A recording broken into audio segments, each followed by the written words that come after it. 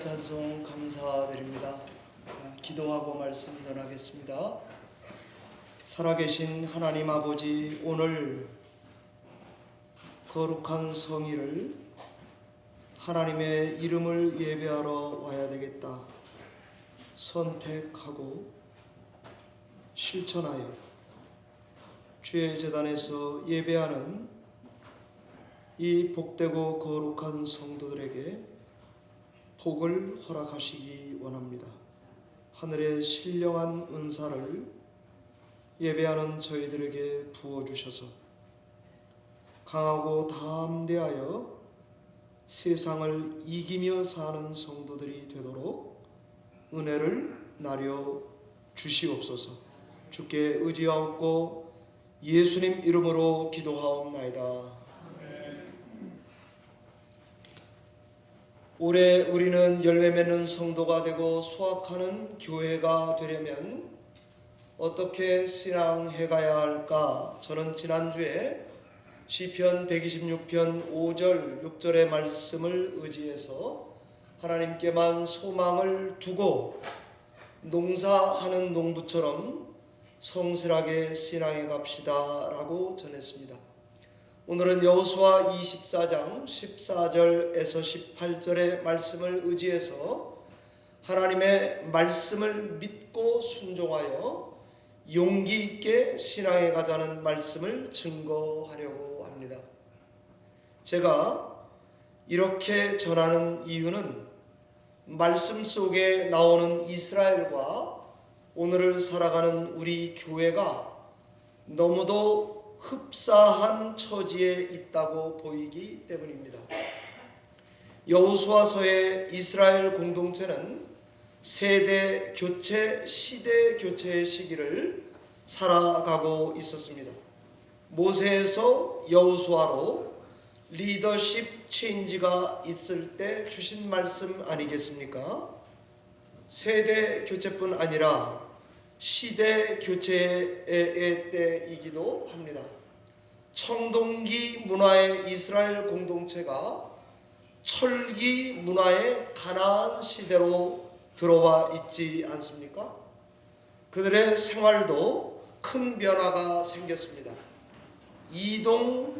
이동을 하다가 정착해야 하는 시대를 맞이한 것입니다.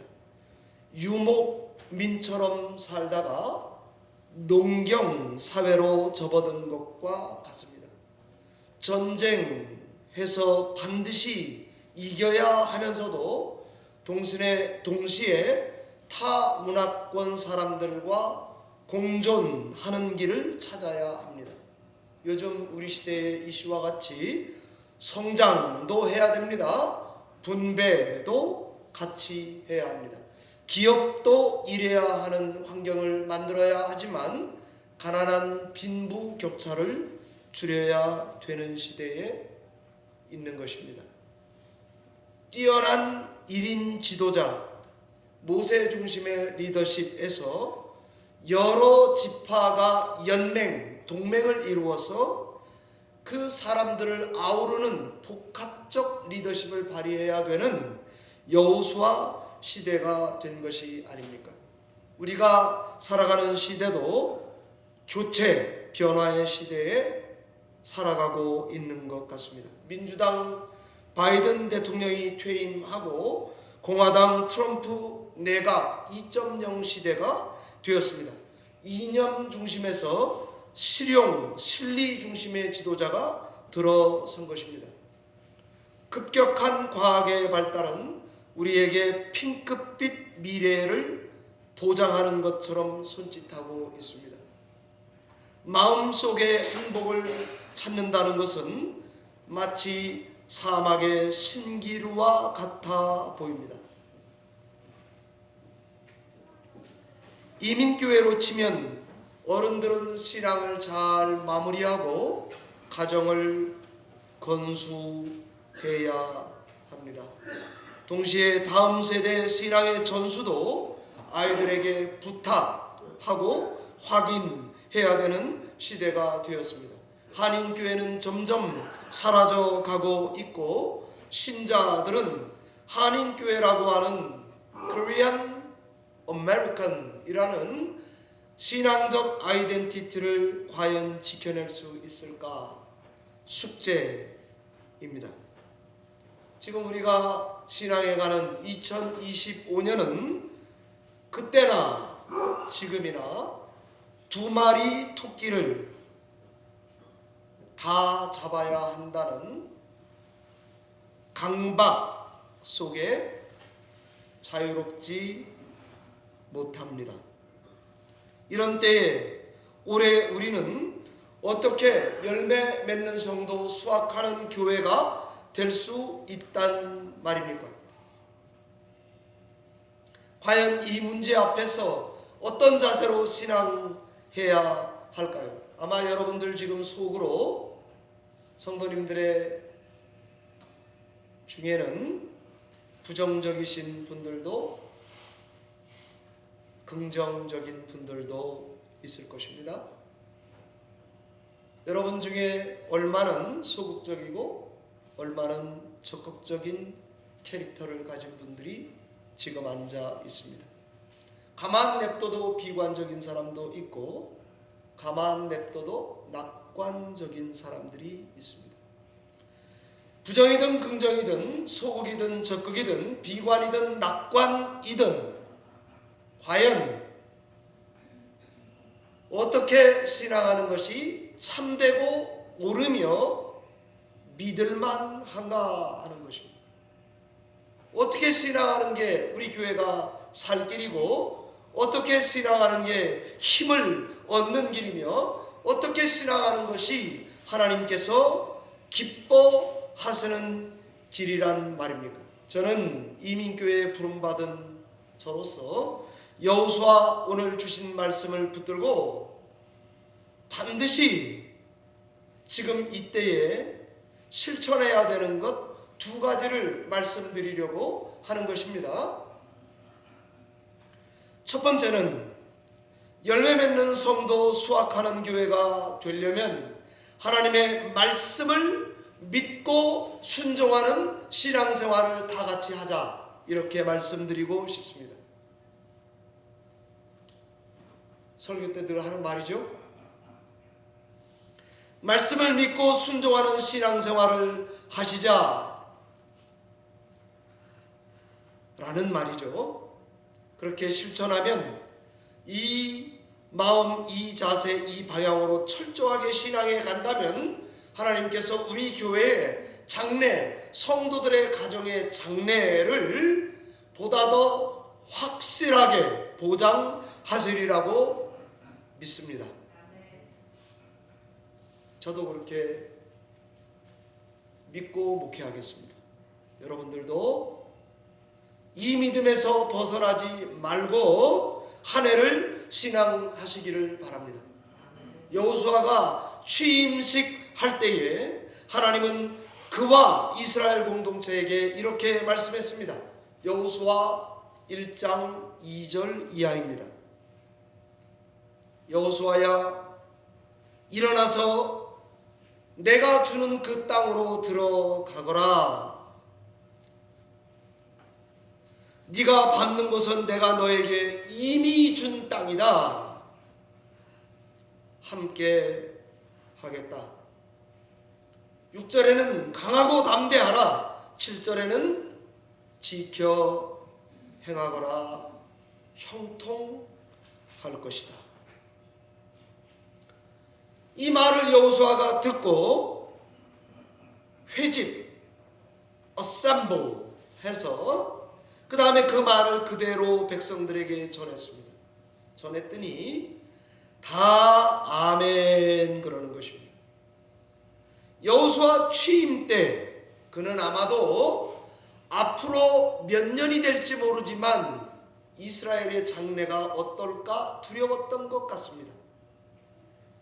백성도 그랬나 봅니다. 그래서 하나님께서 강하라, 담대하라 를 반복 또 반복 또 반복해서 들려주셨습니다. 이것이 여호수아의 취임 때 장면입니다. 오늘 예배 주신 말씀은 여호수아의 퇴임 때 주신 말씀입니다. 여호수아 24장 1절에 보면 세겜에 다 모였습니다. 여호수아가 이렇게 설교합니다. 여호와 하나님이 나에게 이렇게 말씀하셨습니다. 자, 여러분 결단하십시오. 선택하십시오. 아마 이스라엘 백성 중에 우상의 잔재들이 좀 남아 있었나 봅니다.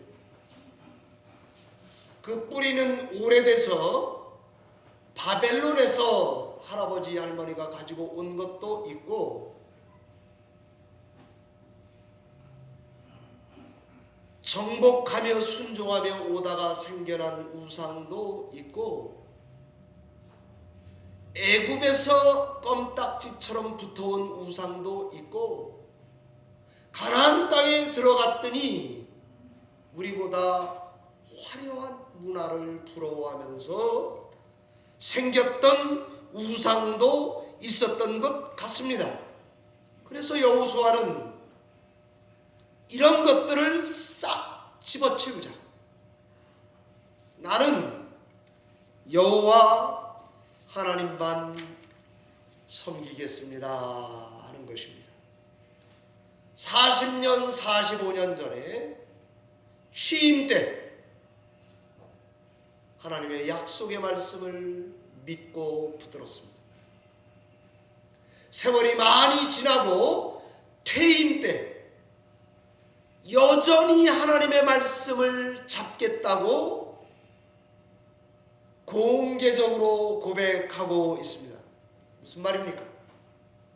여호수아는 하나님의 말씀을 붙들고 취임했고, 여전히 난제 앞에 있지만 말씀을 붙들고 퇴임하고 있는 것입니다.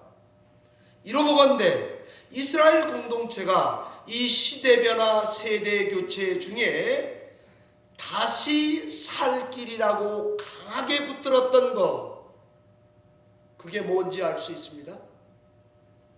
하나님의 약속의 말씀입니다. 우리 교회도 변화 가운데 있습니다.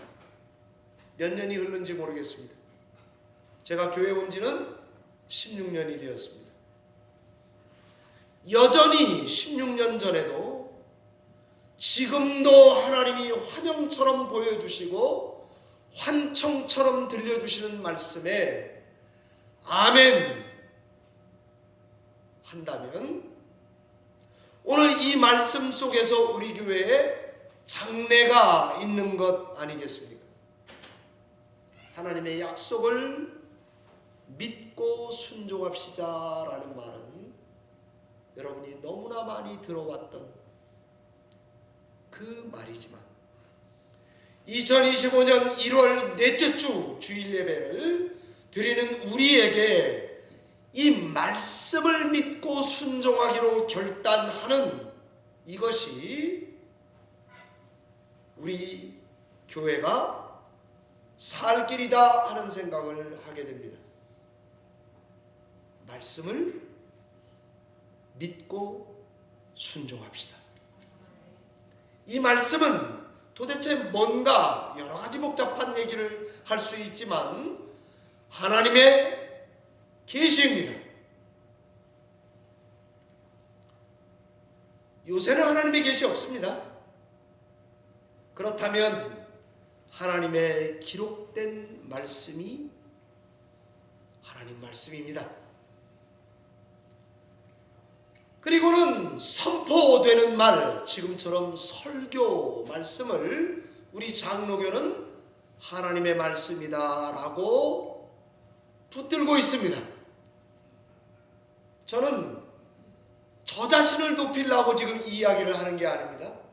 하나님의 말씀은 우리 눈앞에 적혀있는, 우리 손에 들려있는 기록된 말씀, 하나님의 말씀은 선포되는 말씀, 하나님의 말씀은 계시된 예수 그리스도, 이 말씀이 말씀입니다.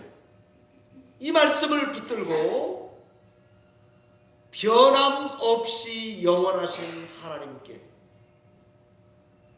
믿음을 걸고 순종의 다리를 움직이고 입을 벌리며 생각을 가다듬어 하나님의 말씀에 순종하여 지나가는 길이 우리가 살 길입니다. 제가 아주 좋아하는 여호수아 설교 중에 저에게는 불후의 명저예요.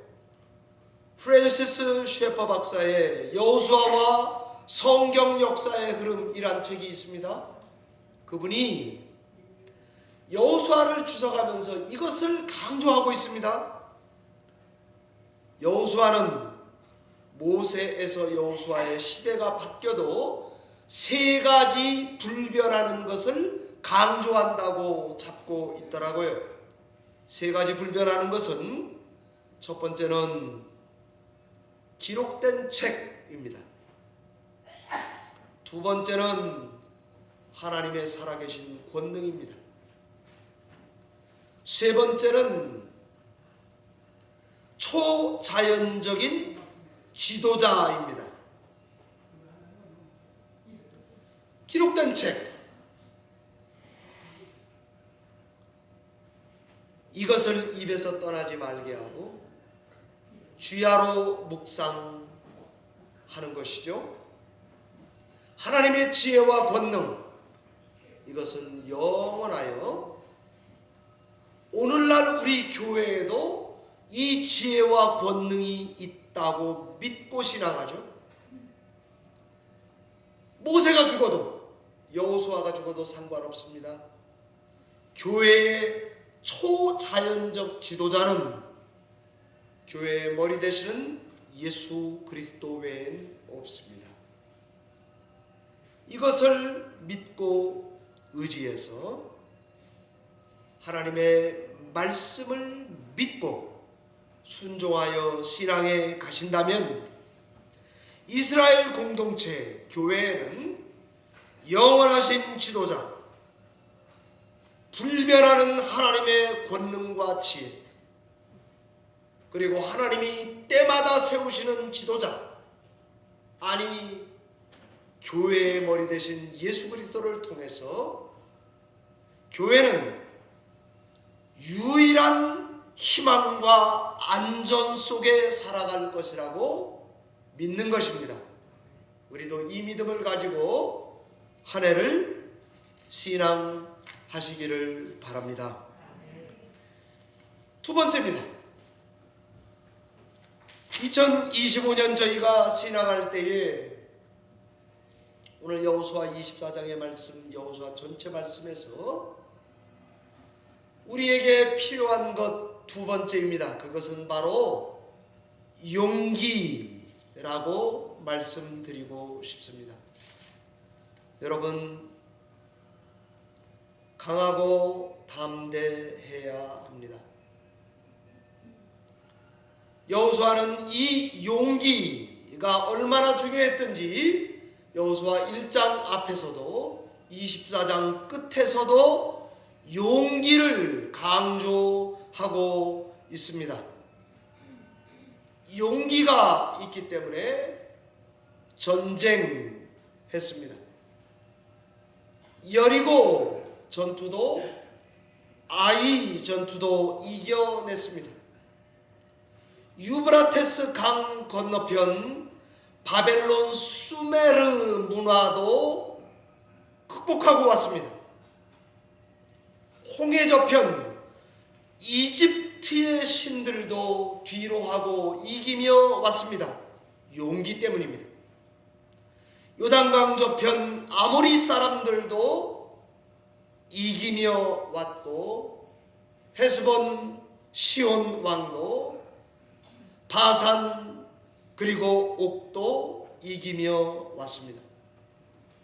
이 용기로 모든 지파들에게 땅덩어리를 나누어 줄 수 있었고, 지금은 우리는 약간은 혼돈스럽지만 과도기 시대를 살아가고 있습니다.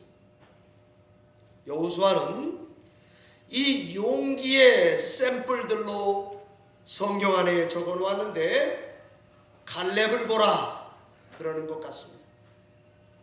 40세 나이에 정탐꾼으로 함께 뛰어들어갔던 바쳤던 젊음, 지금 45년 후에 85세가 돼서 산지를 돌짝밭을 나에게 달라고 말하는 갈렙을 용기의 샘플로 적고 있는 것 같습니다. 슬로보앗의 딸들을 용기 있는 신앙의 샘플로 적고 있습니다. 율법에 의하면 다 유산은 아들들이 받는 것입니다. 남성 문화 중심의 세계인데, 이 대담하고 하나님 기뻐하시는 딸들인 슬로보앗의 딸들은 하나님의 영원한 말씀을 자기 시대에 재해석해서 담대하게 딸들에게도 우리 아버지의 유산을 달라고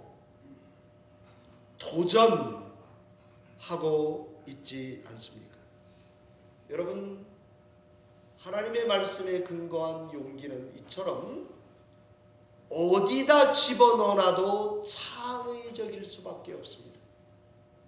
진짜 믿음이 좋은 성도가 어느 나라에 가든 어디 사회에 있든 하나님의 영감이 넘치고 용기가 넘쳐서 항상 하나님의 때에 부름받게 돼 있고 일하게 돼 있다고 저는 믿습니다. 용기가 무엇입니까? 옳은 걸 위해 두려움이나 어려움에 맞서는 의지라고 하더라고요. 담대하게 선택하고 행동하는 것입니다. 용기는 신앙의 모든 덕목 중에 가장 중요한 것 같습니다. 만약에 용기가 없다면 계속 실천할 수 없을 것입니다. 아무리 정의롭고 자비하고 정직하고 하더라도 용기가 없다면 하나님의 약속을 지켜낼 수 없고 관철시킬 수 없으며 하나님의 목적을 이루어낼 수 없을 것입니다. 이 강하고 담대한 용기는 어디에서 오며 누가 준단 말입니까? 저는 말씀을 한 주간 준비하면서 용기는 하나님에게서 오고 하나님이 주셔야 한다고 믿습니다. 용기는 어떤 자에게 주어지는가? 하나님의 약속을 믿고 순종하려고 하는 자에게 하나님은 주시는 거죠. 그러니 여러분도 저도 한 해를 살아갈 때에 하나님께 나아가서 손을 벌리시기를 바랍니다. 하나님 도와달라고.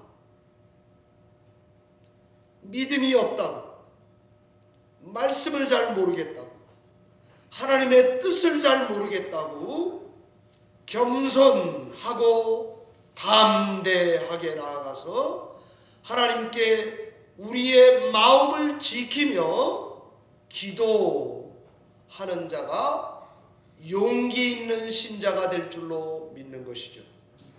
잠언서 4장 23절에 무릇 지킬 만한 가운데 내 마음을 지켜라. 생명의 근원이 이에서 남이니라. 그렇게 말했습니다. 빌립보서 2장 5절은 너희 안에 이 마음을 품으라. 예수 그리스도의 마음이라고 가르쳐주고 있습니다. 마음을 지키는 것, 우리의 태도를 점검하는 것, 그것을 하나님의 마음과 일치시키는 것, 그때만이 용기를 얻어 신앙할 수 있는 것입니다. 저는 어제 설교 준비를 집에서 하느냐고 여러분은 맨날 뭐 목사님 주일 설교면 다 그렇구만 뭐 그렇게 생각하실지 모르지만 저는 아주 어떨 때는 말씀이 안 풀리면 이 말씀 준비가 하루 종일 걸려요. 그 주일 주중에도 그렇게 했는데도 레스트 미닛까지 그래요. 그러니까 그냥 진짜 조금 과장을 못하면 애 낳는 것 같이 힘들어요. 그러니까 끙끙거리고 있는데 우리 김윤환 집사님이 저에게 카톡을 하나 탁 갑자기 보냈습니다. 그게 Serenity Prayer. 참고로 말씀드리면 김윤환 집사님은 영어를 잘하십니다. May this be the foremost of our daily prayer. God grant me the serenity to accept the things I cannot change, the courage to change the things I can, and the wisdom to know the difference. 라는 기도였어요. 여러분 영어로 하니까 뭔 말이야 그러겠지만은 다 아는 기도입니다. 라이놀드 니버의 기도입니다. 하나님이시여 저에게 변화시킬 수 없는 것을 받아들일 수 있는 평온함을 주시옵소서. 변화시킬 수 없는 것들을 변화시키려는 용기를 주시옵소서. 그리고 이 평온과 용기 둘의 차이를 알 수 있는 지혜를 주시옵소서 하는 것입니다. 사실 제가 이런 기도를 대할 때마다 열등감을 느낍니다. 나랑 기도의 급이 다르구나. 그래도 좋은 기도문은 여러분도 흉내 내시면서 신앙하시기 바랍니다. 모방하고 카피해서 그래도 저작권 달라 그러지 않을 거예요. 그러니까 못 받아들이면 내적 평화가 없겠죠. 그러니 내 마음의 평화를 하나님께 구하셔야 합니다. 뭐가 옳은지 그른지 모르면 올바르게 용기 있게 살 수 없겠죠. 이 둘의 차이를 모르면 지혜로운 성도가 될 수 없을 것입니다. 하나님께 일어나는 일들에 대해서 평안하게 받아들이고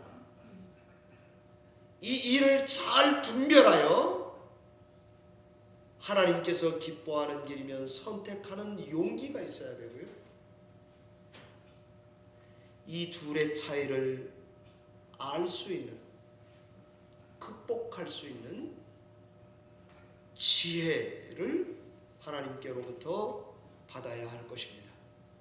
여러분들께 제가 지금 용기에 대해서 이야기했는데, 용기 그러면 우리는 무모함, 전적인 의탁 정도로 생각해서 그냥 쉽게 담대함이라고 생각할지 모릅니다. 그런데 저는 불안한 중에도, 바뀌는 거 하나씩 없는 것 같은 중에도 평온을 잃지 않고 뜻을 물으며 지혜롭게 도전하는, 바로 여기에서 용기가 나온다고 믿고 있습니다. 2025년 오스트레일리아 AO 오픈 테니스 대회 여자 결승에 메디슨 키라고 하는 미국 선수가 우승을 했습니다. 딴 거 다 차지하고 이분이 인터뷰를 한 것을 보았는데, 만년 17년 동안 어린 나이에 각광받는 선수로 됐다가 이번에 기록을 세웠습니다. 29세 나이에 우승을 한 것입니다. 29세면 테니스 선수로서는 나이가 많은 거거든요. 근데 이분이 이런 이야기를 하더라고요.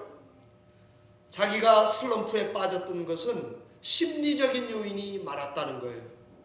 그래서 마음을 다스리지 못해서 심리 치료를 받으면서 운동을 해왔다는 거예요. 그전에는 이것을 이겨야지, 싸워야지, 극복해야지, 나는 지면 안 돼, 난 반드시 해내야 돼, 조바심에 눈을 한 곳에 고정해서 훈련했다는 거예요. 그런데 이분이 이런 이야기를 하더라고요. 어느 순간인가 그것을 하지 않게 됐대요. 그냥 불안함이 오면 그 감정을 끌어안고 훈련하고 연습하고 대회에 나왔었다는 거예요. 그런데 이번에 결승을 할 때 보니까 자기가 그거보다 훨씬 성장해 있는 자기 자신을 보게 되었고, 여러분 맨 결승 보세요. 그분이 마지막 샷을 딱 오른쪽으로 칠 때에 부르는 비명이 있습니다. 아! 그러는 게 있어요. 근데 저는 그게 그 순간에 그동안 17년 동안에 묶여 있었던 억울함 또는 갈등, 이런 것들이 그 비명 외마디에 바깥으로 뿜어져 나오는 것 같아 보였습니다. 여러분, 용기는 강한 것만 말하지 않습니다. 약하더라도 하나님께 손을 내밀 때 주시는 것입니다.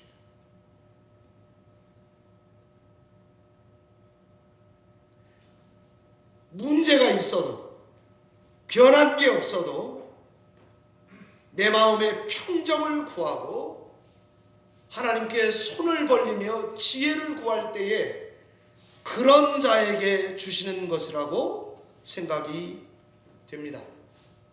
예일대 정신과 나정호 교수의 책에 만일 내가 그때 내 말을 들어줬더라면 이라는 책이 있습니다. 여러분, 이 나정호 교수는 유재석 씨의 유키즈 온 더 블럭에 나왔고 세바시에서 강의를 한 적이 있습니다. 이분이 늘 강조하는 것이 있는데, 현대에 너무 우울한 성도들, 사람들이 많다는 거예요. 그래서 이 우울함을 극복할 수 있는 방법 중에 하나는 나누는 것이라고 하더라고요. 작은 일에도 사람들이 너무 힘들어할 수 있다는 것을 알기 때문에 자기가 의사로서 주변 사람들에게 용기를 가지라고 권면한다는 이야기를 하더라고요. 그분이 책에 이런 이야기를 합니다. 자기 아이가 5살 때 유치원에 입학을 했대요. 첫날 수업을 받고 집에 돌아왔습니다. 아빠에게 물었습니다. 아빠, 그동안 환자 중에 어떤 환자가 제일 용감했었어요? 어린애 치고 묻는 게 대단하잖아요. 그래서 왜 그렇게 묻는가 봤더니 유치원에 가서 처음 교육받은 게 도움이 필요할 때 도와달라고 말하는 것은 용기다라고 배워왔나 봅니다. 여러분 다 아시죠? 미국도 그래요. 누가 남성이 내 몸을 만지면 이러지 마세요, say no 하는 훈련을 받아야 되는 것입니다. 그러니까 애들에게 이 말을 학교에서 가르쳐 줬나 보죠. 그래서 이 애가 아빠에게 물은 거예요. 아빠, 어떤 환자가 제일 용감했었냐고. 그러니까 딸이 왜 그런 질문을 했냐고 물어보니까, 아빠, 용기가 있어야 환자가 되지 않겠느냐. 모르는 사람에게 도와달라고 부탁하려면 용기가 있어야 되잖아요. 이 말을 듣고 이 닥터가 환자와 의사와의 관계를 새롭게 이해하게 됐대요. 그전에는 의사는 갑, 환자는 을. 환자는 약한 사람이라 나를 찾아왔다고 생각을 했답니다. 그런데 이 딸을 통해서 바뀌게 된 계기가 있는데, 환자는 모르는 사람에게 도움을 청하러 온 용감한 사람들이다라고 생각하게 되었다는 것입니다. 자기 약점을 인정해야 자기의 노출을 두려워하지 않고 생판 모르는 의사에게 도움을 청할 수 있다는 것은 정말 용기가 없으면 불가능한 것이라고 말하는 것을 보았습니다. 그래서 이 닥터가 그 다음부터 의사가 오면 이렇게 인사한대요. 용기를 내어 나를 찾아와 주셔서 정말 감사합니다. 이런 깨달음이 없으면 이 닥터는 맨날 환자는 약한 자라고만 생각했을 거예요. 저는 우리의 신앙도 이와 비슷하다고 생각합니다. 하나님께, 하나님, 내가 부족하고 약합니다. 나 도움이 필요합니다. 나 하나님께 손을 벌리겠습니다. 여러분, 다 지금 자기 힘으로 살아가는 우리가 된다면 용기 있는 신자는 될 수 없습니다. 하나님께 손을 내밀고 이 땅에서 존귀한 성도들로 살아가시기를 바랍니다. 시편 16편 3절에 땅에 있는 성도들은 존귀한 자들이니 나의 모든 즐거움이 그들에게 있도다 그랬습니다. 하나님이 우리를 존귀하게 보시나 봅니다. 하나님은 나를 기뻐하시는가 봅니다. 죽을 때까지 그렇게 봐주시는가 봅니다. 나이가 들어도 안 들어도, 아파도 안 아파도, 성숙해도 미숙해도, 성격이 좋아도 안 좋아도 예수를 믿고 교회 다니는 성도들은 다 존귀한 자들이라고 저는 믿습니다. 이 믿음을 갖고 한 해를 신앙하시기 바랍니다. 말씀을 맺겠습니다. 2025년 열매 맺는 성도, 수확하는 교회가 되려면 어떻게 신앙하면 좋을까? 하나님의 약속을 믿고 순종하시기를 바랍니다. 그리고는 하나님께 손을 내밀고 용기 있게 신앙하시기를 바랍니다. 오늘 14절이 여호와 하나님을 경외하고 온전함과 진실함으로 하나님만 섬기시기를 바랍니다. 22절에 근거한 대로 여호와를 택하고 그만을 섬기시기를 바랍니다. 23절 말씀대로 이방신을 버려버리고 하나님만을 향하시기를 바랍니다. 그러면 열매를 입술에도, 찬양에도, 마음에도, 믿음에도 열매가 맺히리라 믿고 우리 교회는 수확이 풍성한 재단이 되도록 한 해를 축복해 주실 줄 믿습니다. 기도하겠습니다.